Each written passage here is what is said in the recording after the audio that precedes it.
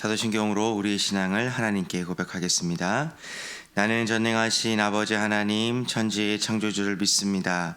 나는 그의 유일하신 아들 우리 주 예수 그리스도를 믿습니다. 그는 성령으로 잉태되어 동정녀 마리아에게서 나시고 본디오 빌라도에게 고난을 받아 십자가에 못 박혀 죽으시고 장사된 지 사흘 만에 죽은 자 가운데서 다시 살아나셨으며 하늘에 오르시어 전능하신 아버지 하나님 우편에 앉아 계시다가 거기로부터 살아있는 자와 죽은 자를 심판하러 오십니다.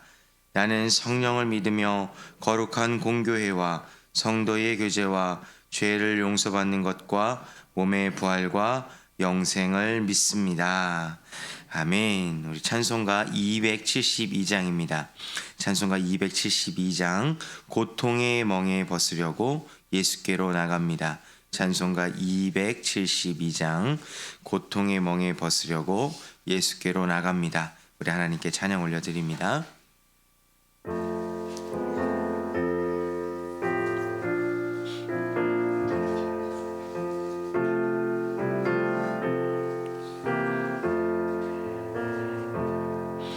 고통의 멍에 벗으려고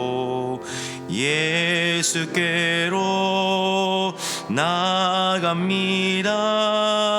자유와 기쁨 베푸시는 주께로 갑니다. 병든 내 몸이 튼튼하고 빈궁한 삶이 부해지며 죄악을 벗어버리려고 주께로 갑니다. 낭패와 실망 당한 뒤에 예수께로 나갑니다. 십자가 은혜 받으려고 주께로 갑니다. 슬프던 마음 위로받고 이 생의 풍파 잔잔하며 영광의 찬송 부르려고 주께로 갑니다. 교만한 마음을 내버리고 예수께로 나갑니다. 복되신 말씀 따르려고 주께로 갑니다. 실망한 이 몸이 늘었고 예수의 크신 사랑받아 하늘의 기쁨 맛보려고 주께로 갑니다. 죽음의 길을 벗어나서 예수께로 나갑니다. 영원한 집을 바라보고 주께로 갑니다. 멸망의 보구에어 나와 평화의 나라 다다라서 영광의 주를 배우려고 주께로 갑니다. 아멘. 오늘 우리에게 주시는 하나님의 말씀은 잠언 6장 1절에서 19절까지의 말씀입니다. 오늘 우리에게 주시는 하나님의 말씀은 잠언 6장 1절에서 19절까지의 말씀입니다. 잠언 6장 1절에서 19절의 말씀을 저와 여러분이 한 절씩 교독하고 마지막 19절은 함께 읽도록 하겠습니다. 내 아들아, 내가 만일 이웃을 위하여 담보하며 타인을 위하여 보증하였으면 내 입의 말로 내가 얽혔으며 내 입의 말로 인하여 잡히게 되었느니라. 내 아들아, 내가 내 이웃의 손에 빠졌은즉 이같이 하라. 너는 곧 가서 겸손히 내 이웃에게 간구하여 스스로 구원하되 내 눈을 잠들게 하지 말며 눈꺼풀을 감기게 하지 말고 노루가 사냥꾼의 손에서 벗어나는 것 같이 새가 그물 치는 자의 손에서 벗어나는 것 같이 스스로 구원하라. 게으른 자여 개미에게 가서 그가 하는 것을 보고 지혜를 얻으라. 개미는 두령도 없고 감독자도 없고 통치자도 없으되 먹을 것을 여름 동안에 예비하며 추수 때에 양식을 모으느니라. 게으른 자여, 내가 어느 때까지 누워 있겠느냐? 내가 어느 때에 잠이 깨어 일어나겠느냐? 좀 더 자자 좀 더 졸자 손을 모으고 좀 더 누워 있자 하면 내 빈궁이 강도같이 오며 내 곰핍이 군사같이 이르리라. 불량하고 악한 자는 구부러진 말을 하고 다니며 눈짓을 하며 발로 뜻을 보이며 손가락질을 하며 그의 마음에 패역을 품으며 항상 악을 꾀하여 다툼을 일으키는 자라. 그러므로 그의 재앙이 갑자기 내려 당장에 멸망하여 살릴 길이 없으리라. 여호와께서 미워하시는 것 곧 그의 마음에 싫어하시는 것이 67가지이니 곧 교만한 눈과 거짓된 혀와 무죄한 자의 피를 흘리는 손과 악한 계교를 꾀하는 마음과 빨리 악으로 달려가는 발과 함께 읽겠습니다. 거짓을 말하는 망령된 증인과 및 형제 사이를 이간하는 자이니라. 아멘. 이것은 하나님의 말씀입니다. 기도하겠습니다. 존귀하신 하나님, 은혜를 감사합니다. 오늘도 이 날과 또 이 시간과 이 장소를 기억할 수 있게 하시고 무엇보다 마음의 소망을 허락하여 주사 살아계신 하나님을 예배할 수 있는 결단과 믿음을 허락하여 주셔서 너무나도 감사드립니다. 우리에게 이 은혜를 허락하여 주셨으니 주신 은혜를 마음에 품고 오늘 하루도 기쁨과 감격의 마음으로 살아갈 수 있는 성령의 충만함을 우리에게 허락하여 주시옵소서. 오늘도 주님께 귀한 예물을 올려드립니다. 주일헌금, 감사헌금, 성교헌금, 11조헌금, 1000번제헌금, 하나님께 이 모든 예물을 결단과 감사와 순종의 마음으로 올려드리오니 이 모든 것 받으셔서 하나님의 영광을 위해 사용받을 수 있게 허락하여 주시고 우리가 기도하는 모든 기도의 제목들이 하나님의 때에 가장 아름답고 적절한 방법으로 응답받을 수 있게 역사하여 주시옵소서. 오늘도 지혜의 말씀을 대합니다. 이 지혜의 말씀이 우리 마음의 감동으로만 끝나는 것이 아니라 이 지혜의 말씀을 붙잡고 살아갈 때 우리 삶 가운데 형통한 삶을 살아갈 수 있는 은혜와 평강으로 덧입혀 주시옵소서. 감사드리며 살아계신 예수 그리스도의 이름으로 간절히 기도드립니다. 아멘. 오늘도 이 새벽에 오신 여러분들에게 하나님의 은혜와 평강이 함께해 주시기를 간절히 축원드립니다. 우리가 계속해서 잠언의 말씀을 우리가 대하고 있습니다. 이 잠언의 말씀이 우리에게 너무나도 귀한 말씀입니다. 우리가 이 말씀을 대할 때마다 이런 생각이 들지 않습니까? 하나님의 말씀이 그냥 추상적이고 피상적인 말씀이 아니라 정말로 구체적이고 실제적이며 또 우리 삶 가운데 너무나도 필요한 말씀이고 또 우리가 적용할 수 있는 분명한 말씀이다 라는 것이 이 잠언 말씀에 계속 기록되어 있습니다.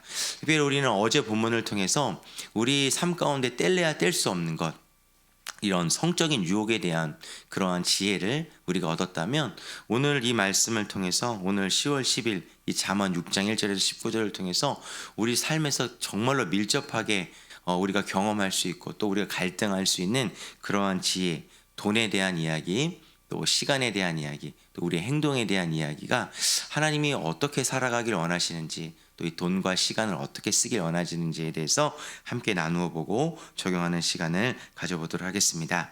특별히 우리 1절에서 우리 5절 말씀을 보면요, 우리가 어떻게 보면은 지금 이 일을 행할 수도 있고 또 우리 삶 가운데서 이러한 일을 또 부탁받을 수도 있는 이 담보와 또 보증에 대한 이야기에 대해서 구체적으로 기록되어 있습니다.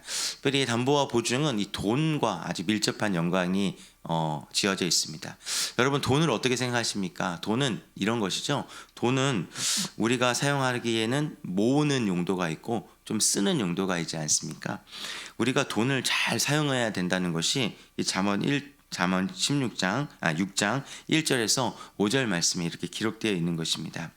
특히 이제 돈을 사용하는 이 보증과 이 담보에 대한 이 지혜에 대해서 성경은 구체적으로 이야기하고 있는 것이죠.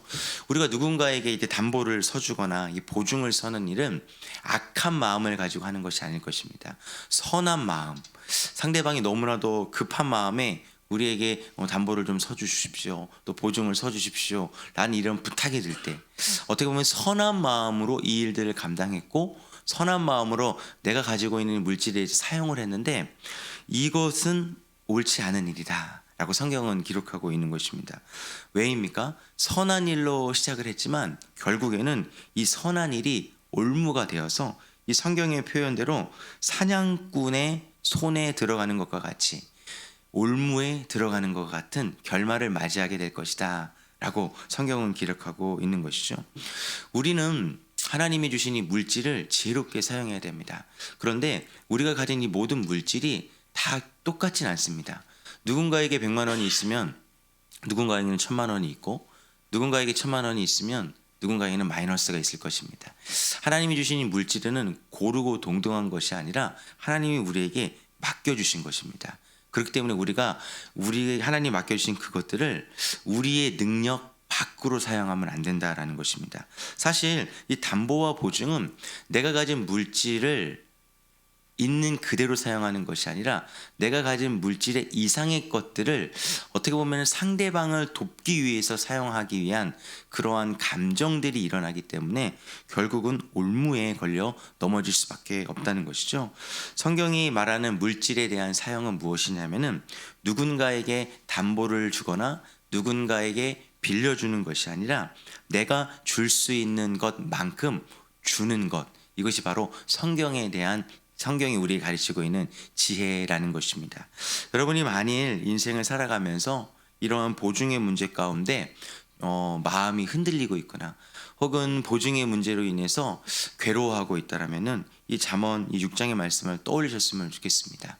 그리고 여러분들이 도울 수 있을 만큼의 돈을 가지고 그 사람에게 빌려주는 것이 아니라 그 돈을 줄 수 있다면 그것에 대한 담보와 보증을 선다면 그것이 우리 인생의 올무와 그리고 사냥꾼에 사로잡히는 그런 어려움 속에서 이겨낼 수 있는 지혜일 것입니다. 여러분들이 이 문제로 인해서 혹시 고민당하고 있거나 앞으로 이러한 문제를 다루게 된다면 꼭 이 말씀을 통해서 하나님이 내게 주신 이 물질만큼만 사용하고 또 이것들을 이웃과 형제 자매들 위해서 빌려주는 것이 아니라 줄 수 있는 그런 결단을 가질 수 있는 우리 모든 지혜를 가진 우리 모두가 되어주시길 주님의 이름으로 부탁드리겠습니다. 그리고 6절에서부터 우리가 11절까지는 시간 사용에 대한 문제를 시간 사용에 대한 지혜를 우리에게 이야기하고 있습니다. 우리가 인생에 있어서 가장 후회를 많이 하는 그러한 것은 이 시간 사용에 있어서 후회하는 것입니다. 우리가 후회하는 것의 이 문구와 언어를 자세히 보면은요, 젊었을 때 이렇게 할 것, 시간에 대한 이야기를 먼저 하고, 그때 이렇게 할 것, 시간에 대해서 이야기하고, 어제 이렇게 했어야 되는데 이렇게 시간에 대해서 이야기하고 있지 않습니까? 저도 이런 많은 이야기를 하고 있는 것 같습니다. 내가 몇 년 전에 이렇게 할 걸, 그리고 며칠 전에 그때 이렇게 했을 걸, 그리고 어제 이렇게 해야 됐어야 되는데 이런 후회들이 우리에게 많이 있는 것 같지 않습니까? 우리가 시간을 잘 다루지 못한다면은 아마도 지혜롭지 못한 어리석은 삶을 살 수밖에 없다라는 것이 바로 잠언의 이야기입니다. 우리가 공평하게 받은 것 중에 하나가 무엇이냐면은 시간입니다. 시간. 동일하게 하루 24시간이 주어지고 동일하게 우리에게는 시간이 주어진다는 거죠. 우리에게는 어린 시절도 있었고 젊은 시절도 있고 또 중년의 시간도 있고 또 노년의 시간도 있을 것입니다. 그런데 이 시간을 우리가 어떻게 사용하는지에 따라서 우리의 인생의 결과가 많이 달라질 수밖에 없다는 것이죠. 그렇기 때문에 성경은 뭐라고 이야기하고 있습니까? 이 시간에 대해서 대비하면서 준비하라라고 이야기하고 있습니다. 그리고 우리가 너무나도 하찮게 여기는 그 곤충, 이 개미의 삶을 보면서 개미도 이렇게 시간에 대해서 지혜롭게 사용하고 대비를 하고 있는데 우리 인간들도 이러한 개미를 닮아야 되지 않겠느냐라고 이렇게 이야기하고 있습니다. 시간을 사용하는 지혜는 바로 준비하는 모습입니다. 우리 8절 모습을 같이 한번 8절 성경을 같이 한번 읽어보겠습니다. 시작. 먹을 것을 여름 동안에 예비하며 추수 때의 양식을 모으느니라. 아멘. 제가 얼마 전에 저희 교회가 이제 김장을 해야 되지 않습니까? 이제 11월 말쯤에 김장을 해야 돼서 제가 이 김장을 준비하는 멤버 권사님한테 여쭈어봤어요. 이제 좀 찬바람이 부는데 이제 김장을 저희가 언제 해야 될까요? 제가 김장 준비를 어떻게 해야 될까요? 이렇게 좀 여쭤봤더니 그 권사님께서 이렇게 얘기하시는 거예요. 벌써 준비를 다 끝내놨다는 거예요.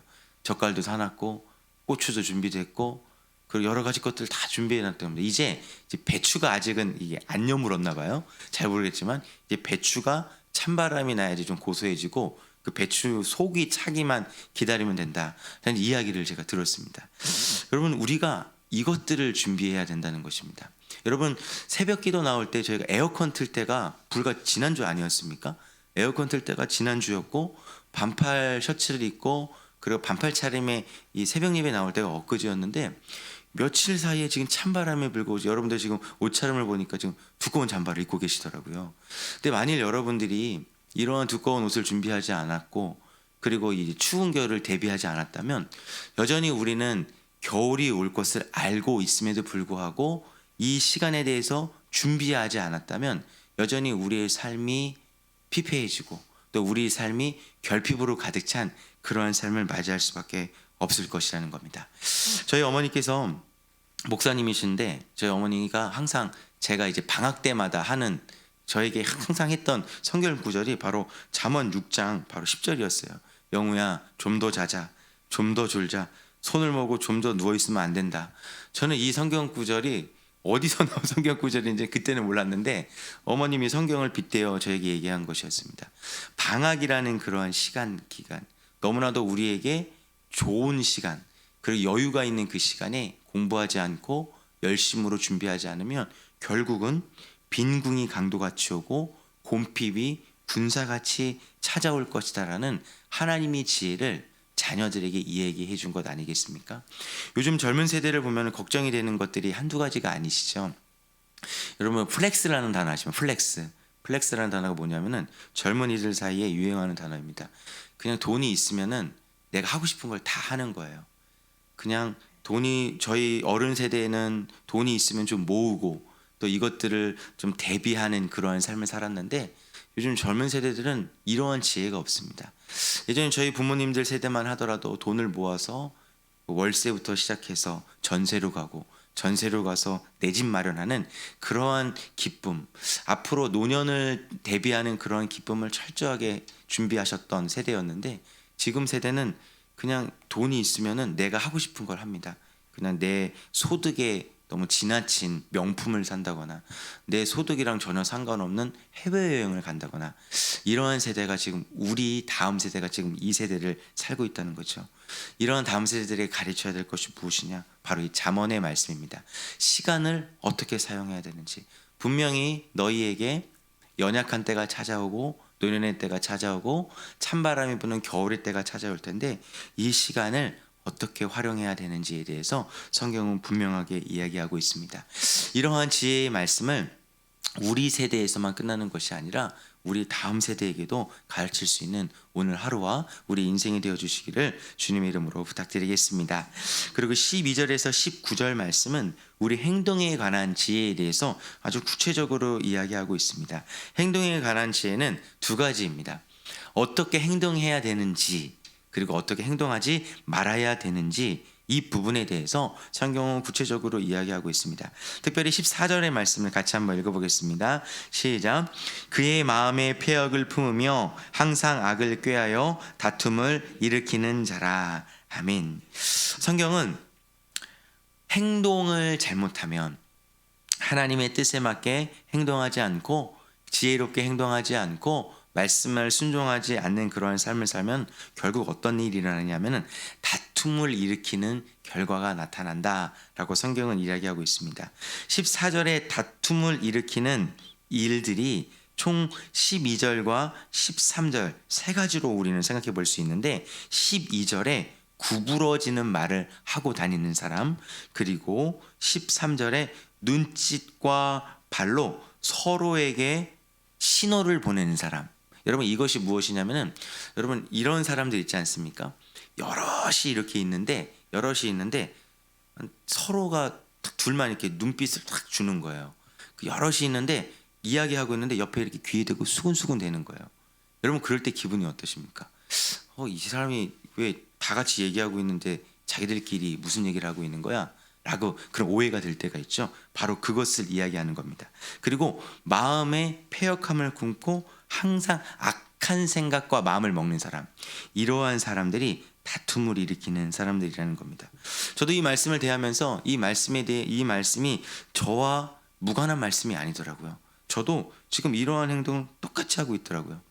제가 어제 하루 동안 사용했던 그 언어와 제 문장과 제 말에 대해서 생각해 봤는데 저도 상대방에게 농담을 한다라는 그러한 이야기, 또한 좀 재미있는 분위기를 만든다라는 그러한 것 때문에 상대방의 상처를 주는 구부러진 말, 그 상대방의 농담을 하는 구부러진 말, 올바른 말이 아니라 구부러진 말은 거짓말, 농담, 그리고 조크 막 이런 이야기들을 이야기하는 거거든요. 이러한 이야기들 때문에 14절 다툼을 일으키고 있었던 적이 너무나도 많이 있더라고요. 그리고 공동체 생활을 하면서 특정한 사람과 눈치를 주면서 또 귓속말을 대고 수근수근 하면서 그 상대방들에게 상처를 줬던 일들이 너무나도 많이 있더라고요. 이러한 사소한 행동과 사소한 분위기로 인해서, 사소한 언어로 인해서 공동체를 망치고 다툼을 일으키는 경우가 우리에게는 너무나도 많이 있습니다. 이 모습들을 우리가 한번 잘 점검해 보셨으면 좋겠어요.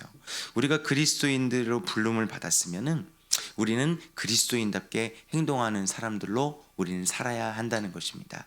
나의 사소한 말과 사소한 눈짓, 또한 사소한 제스처 하나로 인해서 우리는 다툼 속에 우리 공동체를 이끌어가고 있지는 않은지, 혹은 내가 속한 가정과 내가 속한 모든 관계를 다툼으로 만들어가고 있지는 않은지, 이것들을 점검하는 복된 하루가 되어주시길 주님의 이름으로 부탁드리겠습니다.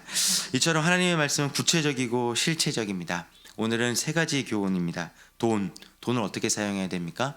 내가 맞는 한계에 맞게, 혹은 보증을 서주는 것이 아니라 내가 있는 한계와 그리고 내가 있는 소유의 분량에 맞게 이것은 보증을 서주는 것이 아니라 주어야 된다라는 우리가 교훈을 얻었고요. 두 번째, 시간은 대비하는 데 써야 된다. 분명 우리 인생에 겨울이 찾아오게 될 텐데 이 시간을 내 마음껏 사용하는 것이 아니라 대비하여서 준비한 대로 써야 된다. 그리고 나의 행동, 상대방과 우리 공동체의 다툼과 분란을 일으키는 것이 아니라 항상 나를 점검하는 그러한 눈짓과 언어와 행동이 되어주시기를 주님의 이름으로 권면드리겠습니다. 기도하겠습니다.